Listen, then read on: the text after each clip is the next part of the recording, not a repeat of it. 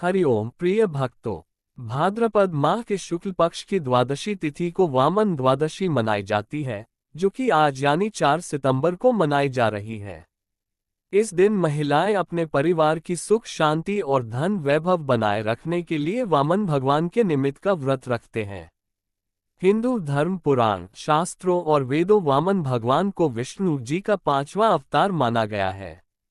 धार्मिक मान्यता के अनुसार इसी दिन अभिजित मुहूर्त में भगवान विष्णु जी ने वामन अवतार लिया था।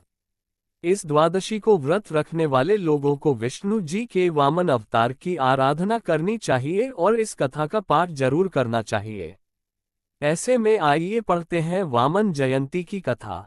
वामन कथा। वामनावतार के विषय में श्रीमद्भगवत पुराण में एक कथा आती है, जिसके अनुसार एक बार देव दैत्य युद्ध में दैत्य पराजित हुए तथा मृत दैत्यों को लेकर वे अस्ताचल की ओर चले गए। दैत्यराज बलि की इंद्र वज्र से मृत्यु हो जाती है। तब दैत्य गुरु शुक्राचार्य अपनी मृत संजीवनी विद्या से बलि तथा दूसरे दैत्यों को जीवित तथा स्वस्थ कर देते हैं। राजा बलि के लिए शुक्राचार्य एक यज्ञ का आयोजन करते हैं तथा अग्नि से दिव्य बाण तथा अभेद्य कवच पाते हैं और असुर सेना अमरावती पर आक्रमण कर देती है। असुर सेना को आते देख देवराज इंद्र समझ जाते हैं कि इस बार वे असुरों का सामना नहीं कर पाएंगे और इसलिए देवता भाग जाते हैं। स्वर्ग दैत्यों की राजधानी बन जाता है। तब शुक्राचार्य राजा बलि के अमरावती पर अचल राज्य के लिए 100 अश्वमेध यज्ञ का आयोजन करवाते हैं। इंद्र को राजा बलि की इच्छा का ज्ञान होता है कि राजा बलि के 100 यज्ञ पूरे होने पर फिर उनको स्वर्ग से कोई नहीं निकाल सकता है। इसलिए इंद्र भगवान विष्णु की शरण में जाते हैं तथा भगवान विष्णु इंद्र को सहायता करने का आश्वासन देते हैं।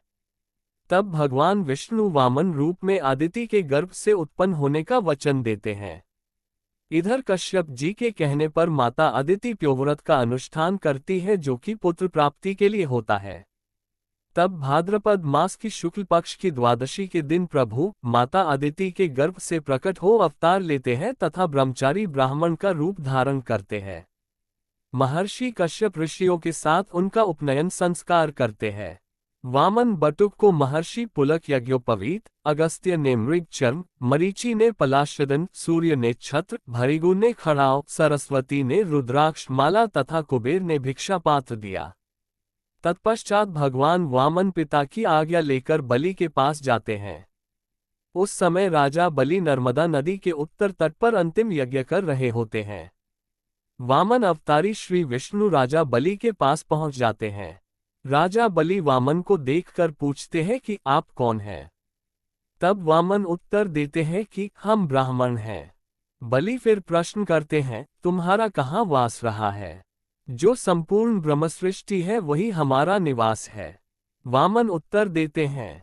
ये सुनकर राजा बलि ने सोचा कि जैसे सब लोग सृष्टि में रहते हैं, वैसे ही यह ब्राह्मण भी रहता है। फिर बलि पूछते हैं कि तुम्हारा नाथ कौन है? हम सबके नाथ है, हमारा कोई नाथ नहीं है। वामन उत्तर देते हैं। राजा सोचते हैं कि हो सकता है कि इनके माता पिता आदि की मृत्यु हो गई हो। तब राजा फिर से प्रश्न करते हैं, तुम्हारे पिता कौन है?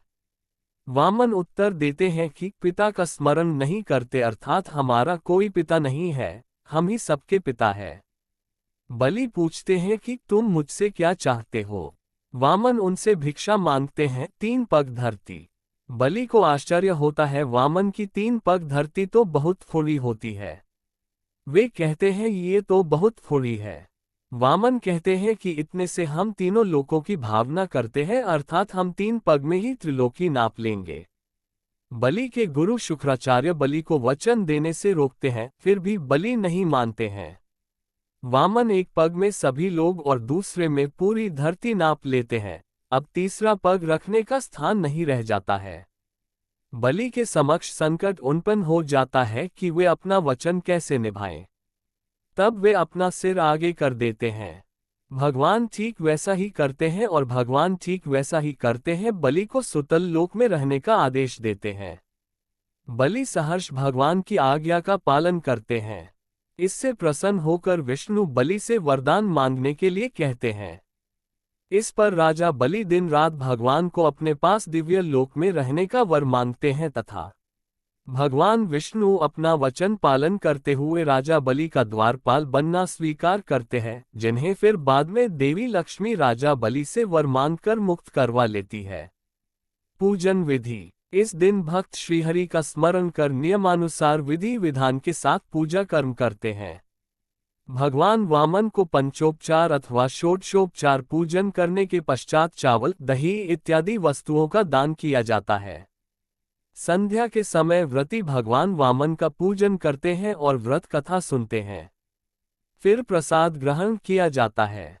विष्णु भगवान की जय।